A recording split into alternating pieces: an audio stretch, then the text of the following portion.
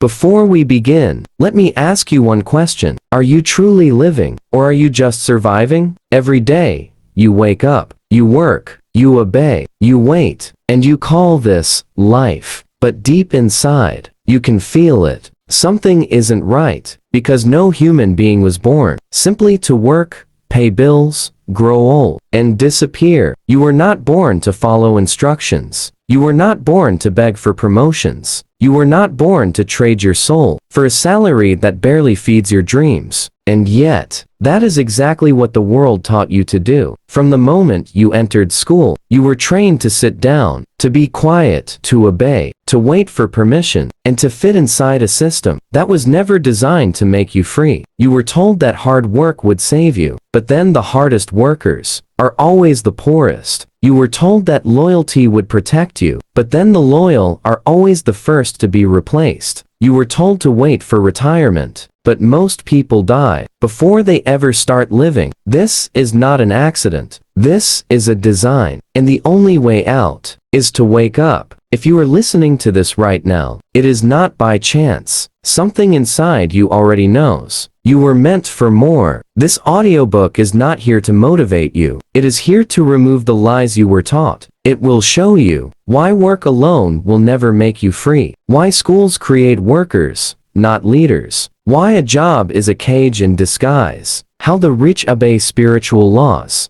not just business rules, and how you can break the system and take back control of your life. This is not a motivational talk. This is a mental jailbreak, and once you hear this, you will never see the world the same again. Now, take a deep breath, clear your mind, because your old life ends here, and your new life begins now. Introduction. You have been lied to. You have been lied to. They told you that if you worked hard, if you followed the rules, if you stayed loyal, if you kept your head down and saved a little money every month, one day, at 65, you would be free. But let me ask you something. If 40 years of labor ends in a pension too small to live on, if your body is tired, your hands are trembling, and you still look at the calendar with fear, is that freedom? Or is that just a softer form of slavery? You were not born to serve until death. You were not born to watch your life pass by while trading your soul for a salary. And you were not born to die quietly with regrets locked inside your chest. Slavery did not disappear. It only changed its costume. Today, the chains are not made of iron. They're made of calendars, routines,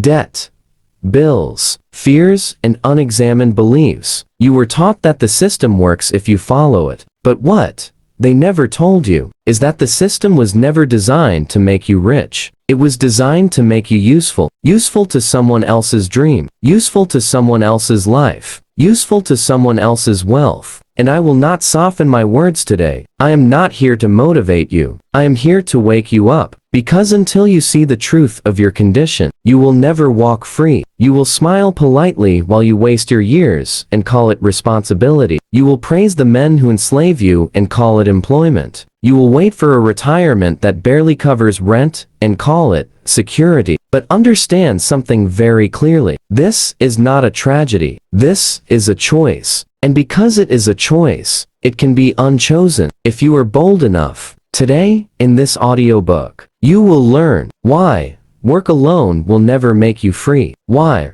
retirement is the reward of the obedient, not the free. How schools were designed to produce workers, not owners. Why your job is not a plan.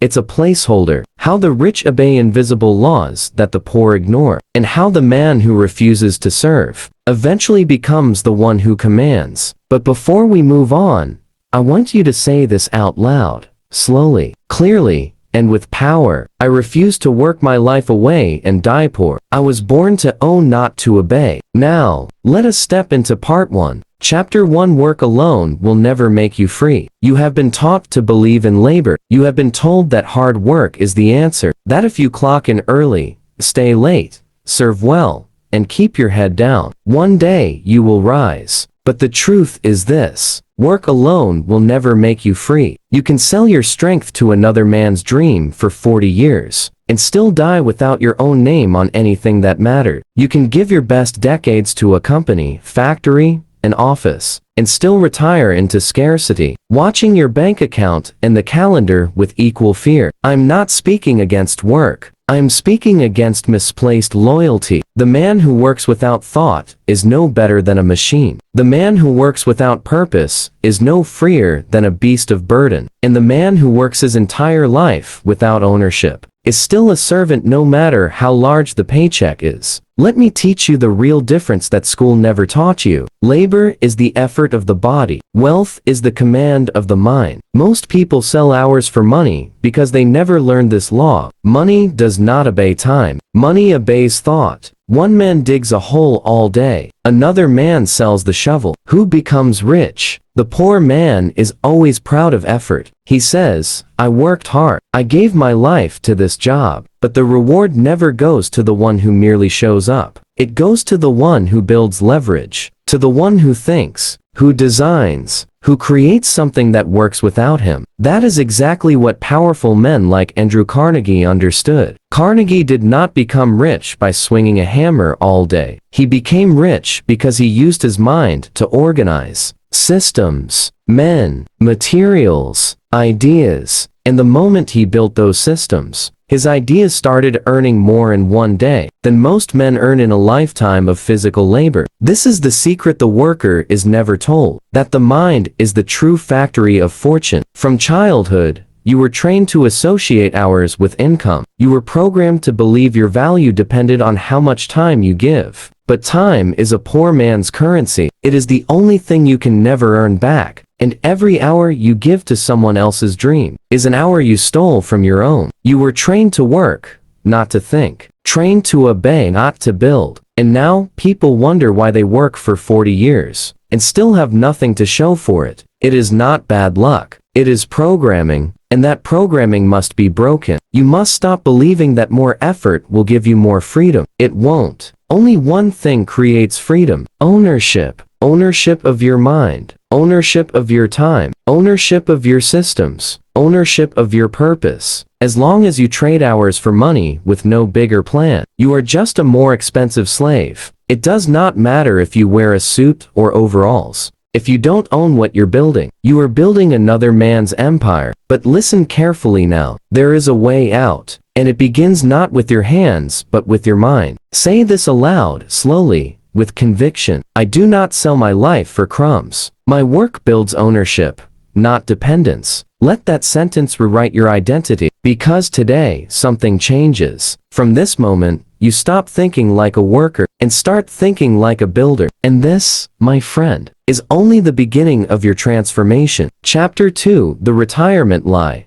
A Slave's Reward. They told you to wait. Wait until you're older. Wait until you've worked long enough. Wait until you have put in the years. Wait until 60 or 65. Work while you're young. Save a little. Be loyal. Sacrifice today, so that one day you can finally live. But when that one day comes, you are tired. Your body is weak. Your energy is gone. Your dreams are faded. And the life you delayed never arrives. Let me tell you something. They never will. Retirement is the lie they gave slaves so they wouldn't revolt. It sounds peaceful. It sounds responsible. It sounds safe. But it is not freedom. It is permission to survive. You were not saving for freedom. You were saving to delay collapse. The whole structure was designed around one assumption: that you would obey long enough to become too weak to question it. So they gave you just enough hope to keep you in line, just enough comfort to keep you quiet, just enough fear to keep you working. And the most dangerous part, you thanked them for it. You believed the lie. But I will say this to you without apology. A man who waits until 65 to begin living was never truly alive at all. They call it a pension. I call it a leash. They call it security. I call it control. Because if your final years are filled with fear of running out of money, that is not freedom. That is a sentence. A soft sentence. A silent sentence. But a sentence just the same. And your only crime was trusting a system that was never built to set you free. Let me show you how real wealth works. Not the fantasy, not the illusion, not the dream sold in advertisements, but the truth. True wealth is not saved. It is not rationed. It is not awarded at the end. As a reward for obedience, true wealth is built. It is the natural result of vision, courage, action, and creation of value. Look at Henry Ford. He didn't save his way into fortune. He didn't work for someone else and hope.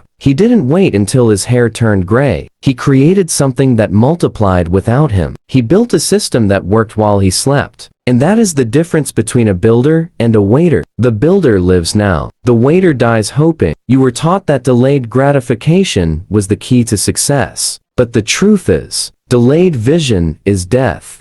If your entire life is built around a reward that only comes when you are too tired to enjoy it, then that was never a reward. That was a trap. And here is the darkest truth of all. Most men never even reach retirement. They die before ever reaching the freedom they were promised. And the few who do reach it arrive with weak bodies, thin wallets, and a heart that forgot how to dream. But listen to me carefully now. It doesn't have to be this way for you. Not anymore. Because the moment you see the lie is the moment you can escape it. Say this now, not in your mind, out loud. I do not wait for freedom. I build it now. I reject the retirement trap. My wealth begins today. Say it again, and feel what it does to your chest. This is the moment the chains begin to loosen. In the next chapter, I'll show you something even more shocking. How the very schools that were supposed to educate you were actually designed to create obedient workers, not leaders, not owners, not rulers of their own lives. And once you see it, you will never look at education the same way again. Chapter 3: Schools create workers, not owners. From the first day you stepped into a classroom, something very important was taken from you. Not your intelligence, not your ability, not even your dreams. What was taken from you was your freedom to think for yourself. You were not educated. You were conditioned, trained, programmed, prepared not for leadership,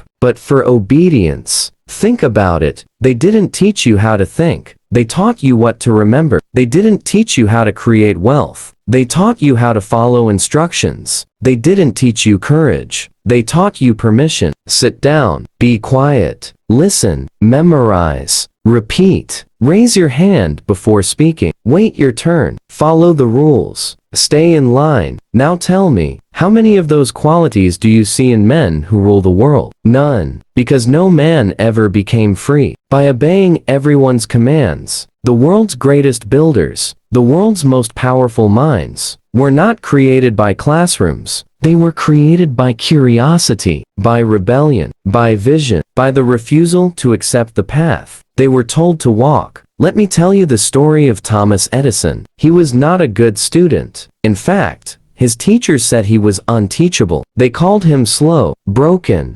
defective, and they sent him home, telling his mother that her son would never succeed. But his mother saw something they didn't. She saw a mind that did not belong in a cage. So she taught him at home. She let him ask questions. She let him explore. She let him experiment. And while other children memorized facts from books, he was creating the future. He went on to bring light to the entire world, not because of a classroom, but because he refused to believe what the classroom told him he was. And here is the great irony. The same system that rejected Edison now teaches his name in history books. They celebrate the man, but they still punish the spirit. They admire the success, but they kill the mindset. Because the truth is, schools do not teach wealth. They do not teach power. They do not teach leadership. They teach order. They teach comfort. They teach dependency. They teach you to follow a script, not to write your own. And if you want to become rich in life, truly rich, you must do something dangerous. You must unlearn what you were taught. You must tear out the ideas that were planted in your mind by people who were never free themselves. You must begin to ask the questions no one allowed you to ask.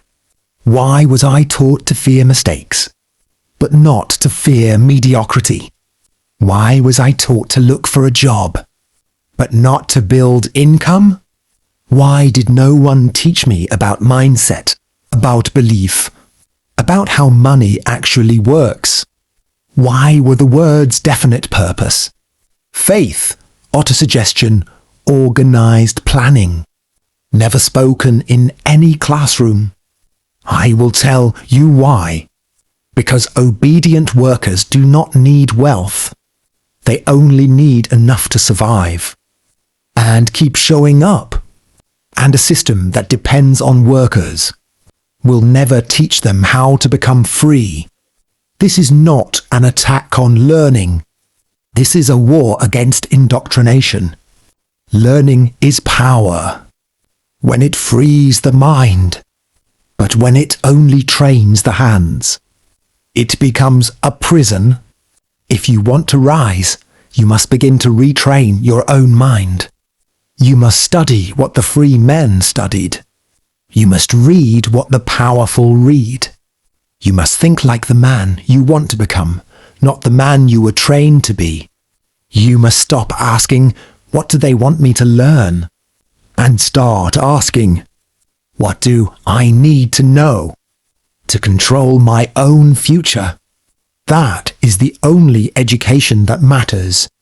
The moment you start questioning, the moment you start doubting the path that was given to you, is the moment you begin to wake up.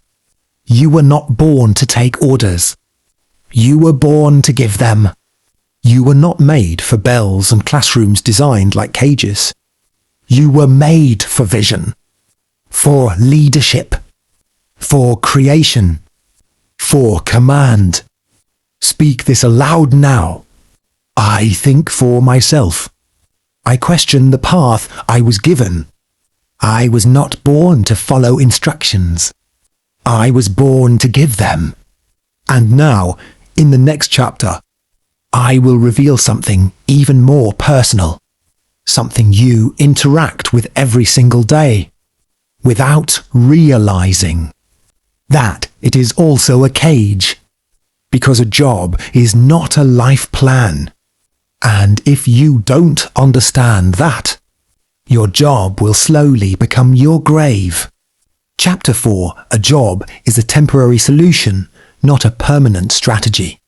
Let us be brutally honest now. A job is not freedom. A job is not wealth. A job is not a life. A job is a temporary solution for a man who has not yet taken command of his own destiny. You were taught to believe that a job is security.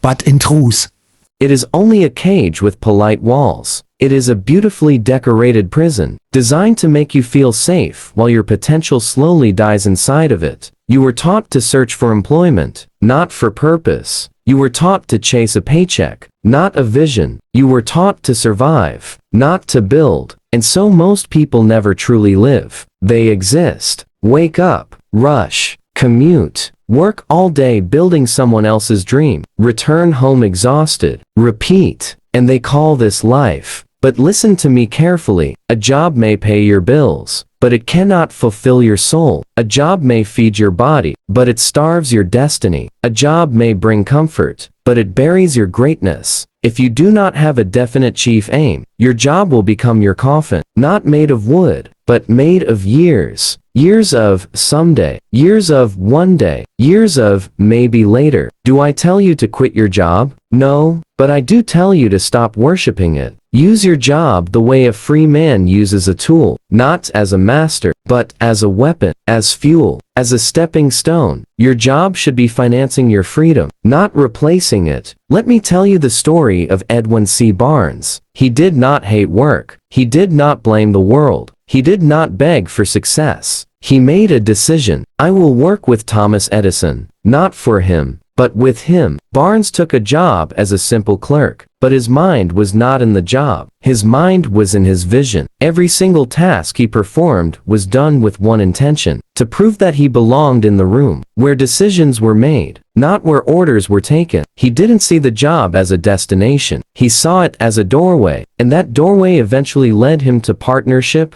power, and wealth. That is the difference between a worker and a man on a mission. Most people go to work to survive. The free man goes to work with a plan. He observes, he learns, he studies the system, he builds connections, he gains skills, he creates value, and when the time is right, he walks out, not into unemployment, but into freedom. Here is a truth most people are too afraid to admit. If your salary stops when you stop working, you are not free. You are renting your own life, and rent always goes up. If you are still waiting for a company to save you, for a promotion to rescue you, for a boss to believe in you, you are still serving. Freedom does not come from approval. Freedom comes from ownership. Ownership of your skills, ideas, time, systems, and direction. Listen very carefully now. A man who depends on a job alone is one decision away from nothing. One manager's mood, one downsizing, one crisis, one accident, and everything disappears. That is not security. That is illusion. True security only comes from multiple income streams, self-reliance, a trained mind, and a controlled destiny. And the moment you understand this,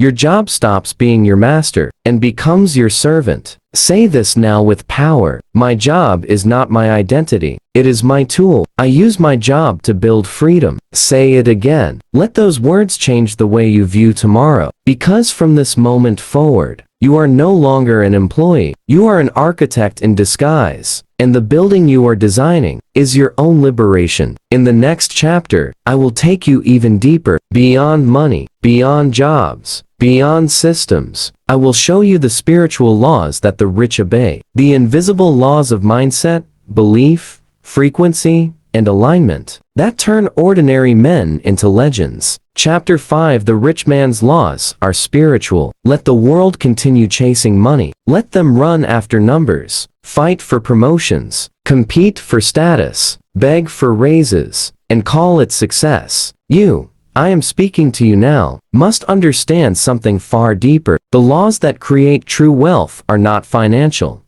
First, they are spiritual. Until you rise in your mind, you will never rise in your life. Until you believe you are worthy of more, you will never receive more. Money does not respond to effort alone. Money responds to alignment. Alignment between your thoughts, your beliefs, your words, your actions, and your vision. When these five are in harmony, wealth has no choice but to follow you. This is law, not theory, not religion, not motivation. Law. Study the men who built empires from nothing, not the ones who inherited, the ones who created. John D. Rockefeller, he did not simply make money, he honored money. He believed money was a form of stewardship, not greed. And he obeyed a spiritual principle many ignore. He gave before he received. He tithed, not out of superstition, but out of lawful obedience to the flow of abundance. And money respected him for that. It multiplied around him. Look at Andrew Carnegie. Did he surround himself with weak minds? No, he surrounded himself with thinkers, planners,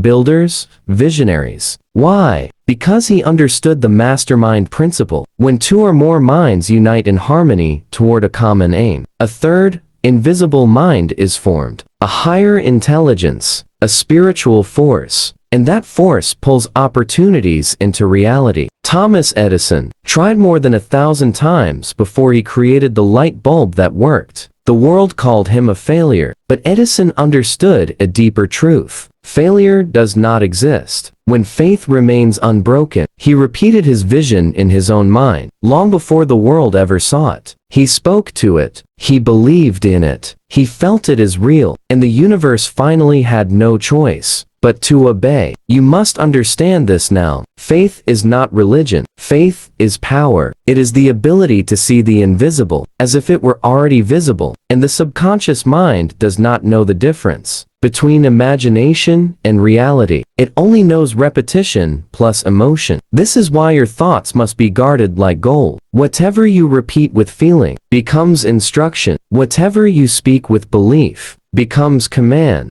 This is not poetic language. This is biology. This is psychology. This is physics. And the wealthy understand it. They practice autosuggestion, even if they do not call it that. They speak their identity before it exists. They program their own mind, instead of letting the world program it for them. If you say, I am poor, your mind finds proof. If you say, I am powerful, your mind builds a path. If you say, I am stuck, your reality tightens. If you say, I am rising, doors begin to open, not because of magic, but because your mind becomes aligned with action. And when the mind moves in one clear direction, the body, the decisions, and the environment follow. Here is the truth. A confused mind creates a confused life. A directed mind creates an empire. This is where definite chief aim enters. Not a wish, not a dream, not a hope. A clear written, spoken, repeated command to life. This is who I am. This is what I will create. And this is how I will serve the world. You must write your aim. You must speak it every morning. You must feel it every night. You must see it when you close your eyes. And as you repeat it, your subconscious mind begins to act as your servant. It searches for ideas. It finds connections. It pulls opportunities. This is why rich men seem lucky. It is not luck. It is alignment meeting action. And that action must be organized. Money does not follow chaos. Money follows structure. Write your plan. Break your plan into steps. Review these steps daily. Correct your course. Move again. Attack again. Repeat again. These are not business tips. These are spiritual laws of creation, and they never fail. You must also understand the law of rhythm. The universe moves in rhythm. Day and night. Tides.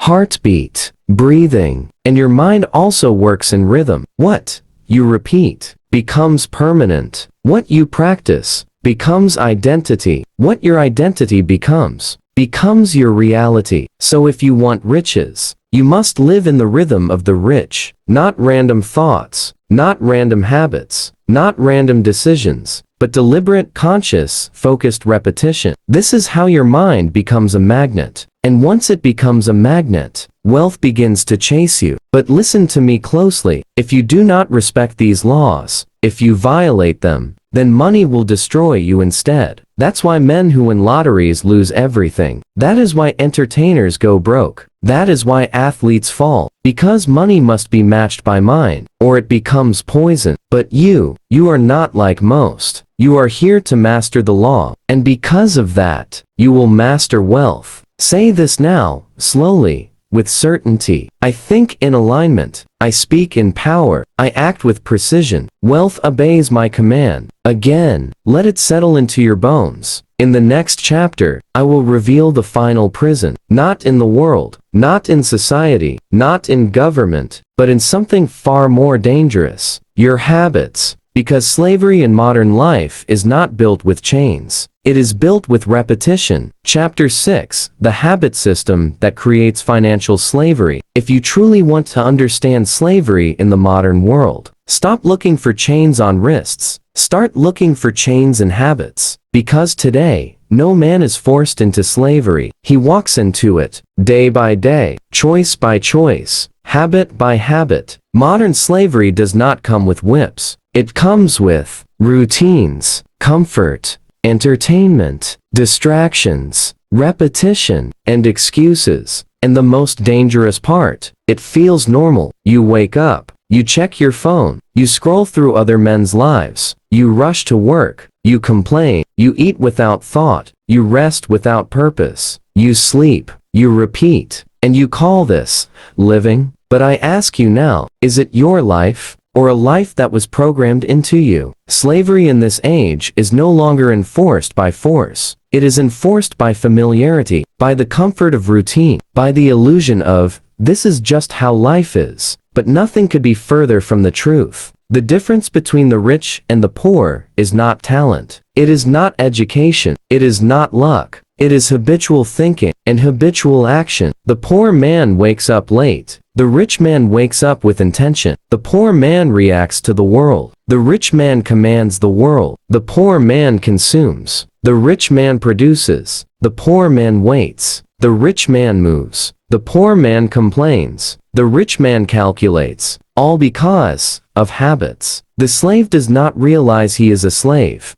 Because the chains are repeated daily, and what is repeated becomes identity. Your habits do not follow your goals. Your goals follow your habits. And that is why this is the most important chapter you will ever hear. Because if you change nothing else in your life, but you change your daily rhythm, your entire destiny changes. Let me show you the real difference. Andrew Carnegie did not wake up and guess what to do. He planned his day the night before. He wrote what must be accomplished. He spoke his intentions. He measured his progress. He did not drift. He commanded. Charles Schwab did not become powerful because of luck. He became powerful because every hour had a purpose. Every conversation had intention. Every action moved him closer to his aim. He understood this law. If you cannot measure it, you cannot multiply it. And now I ask you, what does your daily rhythm produce? Ask yourself honestly, do your habits build freedom, or do they build chains? Do they move you forward, or do they slowly erase you? Do they bring clarity, or keep you asleep? Listen carefully now, because this is the moment where everything changes. I'm going to give you the rhythm of freedom, a daily system that breaks the chains, not in theory, but in real life. The freedom rhythm. 1. Morning command. Do not touch your phone. Do not check messages. Do not let the world speak to you. Before you speak to yourself, stand up. Look in the mirror and say your definite aim. Say your affirmations. Say them with power, with emotion, with certainty. I am disciplined. I am focused. I am becoming wealthy. I am in control of my life. Then review your plan for the day, not what others expect from you, but what you expect from yourself. This is how a free man starts his day. 2. Midday alignment. In the middle of your day, pause, ask, am I on target? If not, correct course immediately. Do not say, tomorrow I will fix it. That's slavery talking. Freedom is immediate correction. Say, I am still on target. My aim is clear. My focus is strong. And move with intention again. 3. Night review. Before sleep, become your own judge. Ask, what did I do today to move closer to freedom? Do not lie to yourself. Measure it. Write it. Then close your eyes and visualize yourself already free, successful, powerful, in control, because the last thought before sleep is the first command to the subconscious, and the subconscious never sleeps. This daily rhythm begins to reprogram your mind, and your mind creates your reality. Most men fail not because they lack intelligence, but because they lack discipline and rhythm. They wake up randomly, they think randomly, they act randomly, and randomness never creates riches. Rhythm does. The law of cosmic habit force is simple. Whatever you repeat, you become. Whatever you become, you attract. Whatever you attract becomes your life. So tell me, what life are your current habits attracting? Be honest now, because this is where slaves remain slaves, and leaders are born. Say this with force. My habits either build chains or build freedom, and from this day forward, every habit in my life builds power. Again, let your nervous system hear it. Let your mind accept it. Now, in the next chapter, I will give you a final, brutal truth. If you wait, you will serve, and the man who moves first will own your future. Chapter 7. If you wait, you will serve those who did not. There is a law very few people are willing to face, a law more painful than failure, more dangerous than ignorance, and more final than regret. He who waits will serve the man who does not. The world has never belonged to the cautious. It has never bowed to the hesitant. History is not written by those who waited for permission. It is written by those who moved when others froze. Look around you. Every company, every empire, every invention, every powerful name in history, none of them belonged to a man who waited. They belonged to men who moved, even when they were afraid, especially when they were afraid. You believe life will wait for you? That opportunities will sit quietly until you feel ready? Let me tell you the truth about life. Life does not wait. and neither does someone else's ambition. While you are thinking, another man is acting. While you are researching, another man is building. While you are doubting, another man is claiming the territory you hesitated to step on. And then one day, you look up and realize you are now working for the very man you could have become, not because he was smarter, not because he was more talented, but because he moved. Wealth does not respond to brilliance alone. It does not reward good intention. It does not care about how many books you read. It responds to movement. Look at Abraham Lincoln. The nation was divided. The future was unclear. Death surrounded every decision. And yet, he moved. He did not wait for perfect conditions. He acted when it was dangerous. He acted when it was uncertain. He acted when it was unpopular. And by that action, he bent history. That is what leaders do. That is what free men do. They do not wait for clarity. They create clarity through decisions. Most people don't ruin their lives by making the wrong move. They ruin their lives by making no move at all. They call it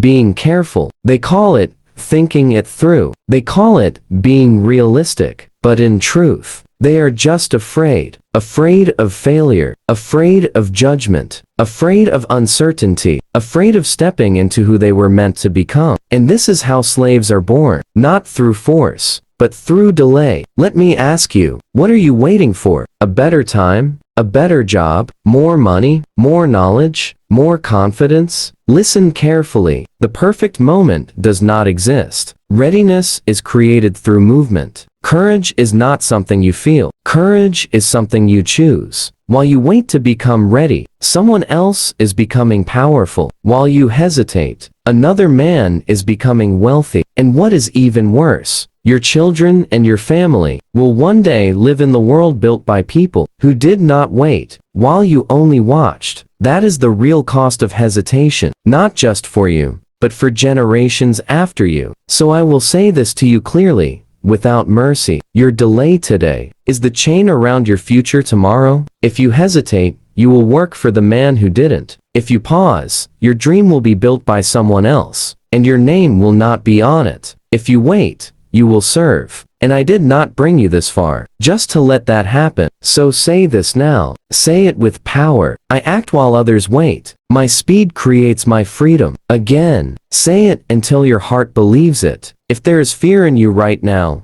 good. That means you are standing at the edge of transformation. And the only way across is forward. In the final chapter, I will give you your new identity, the last transformation, the moment you stop being a worker and become a commander. Chapter 8, the man who refuses to serve, commands. Everything you have heard so far, every truth, every warning, every law, leads to this moment. Because until you change who you believe you are, no habit will last, no income will stay, no success will hold. This world does not obey the man who performs. It obeys the man who commands. And no man can command the world until he first refuses to be ruled by it. I am not talking about serving others in love, in leadership, in contribution. There is honor in that. I'm talking about refusing to serve. Fear, doubt, mediocrity, routine, poverty thinking, other people's small expectations. A man who bows to fear will kneel his entire life. A man who submits to routine will die inside of it. A man who refuses to question authority will always remain beneath it. But the man who masters himself becomes a ruler of his reality, because self-mastery comes before world mastery. Look at your life, honestly. How many times did you obey a voice in your head that said, "You're not good enough. You're not ready. People will laugh. Stay safe.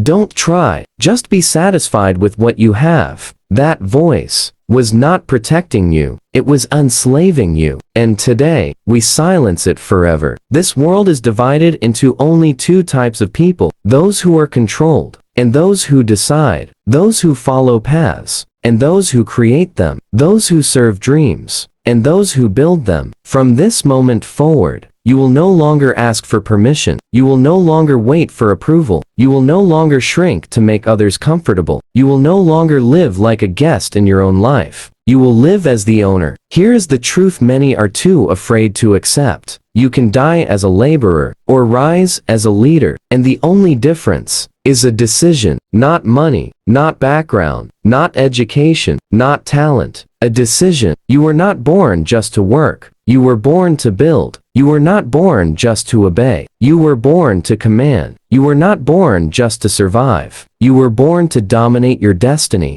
And since you are here, still listening, still breathing, it means it is not too late. The final step is simple, but powerful. 1. Write your definite chief aim. Not tomorrow, not someday, now. Who do you decide to become? What will you build? How will your life serve the world? Write it clearly, because power begins in clarity. 2. Command yourself daily. Do not trust motivation. Trust discipline. Every morning, speak your aim out loud. Every night, repeat your belief in yourself. Every day, move even when afraid, because motion destroys doubt. 3. Build ownership. A man who depends on one source of income is still a servant. Create streams, create systems, create assets, create value. Let your mind make money while your body rests. This is the final step to freedom. And now, let me tell you something important about you. You are not ordinary. An ordinary man would have stopped by now. An ordinary man would have closed this book. An ordinary man would have said, "This is too intense, too different," but you did not. You stayed, which means something inside you already knew. You were born for more, and now, you will seal this new identity with words. Speak this slowly. Do not rush. Let all of existence hear you. I will not be a slave to any man. I was born to command wealth, not to work until death. I rise now as owner of my life, my time, and my destiny. Again, louder. I refuse mediocrity. I refuse fear. I refuse slavery. From this moment, I command my life. This is not just a statement. This is your oath. And once spoken, you are no longer the man you were. You are the man you decided to become. You do not walk anymore. You advance. You do not hope anymore. You build. You do not follow anymore. You lead. And the world, whether it likes it or not, will adjust. You've heard the truth. Not the comfortable truth. Not the popular truth. But the truth that destroys excuses and gives birth to power. The system has already shown you who it wants you to be. A worker, a follower, a silent servant, inside a beautiful cage. But today, you made a different choice. You listened, you stayed, you faced the reality most people run from. And now, something inside you has shifted, because you cannot unhear what you now know. You cannot unknow the truth, and you cannot go back to sleep.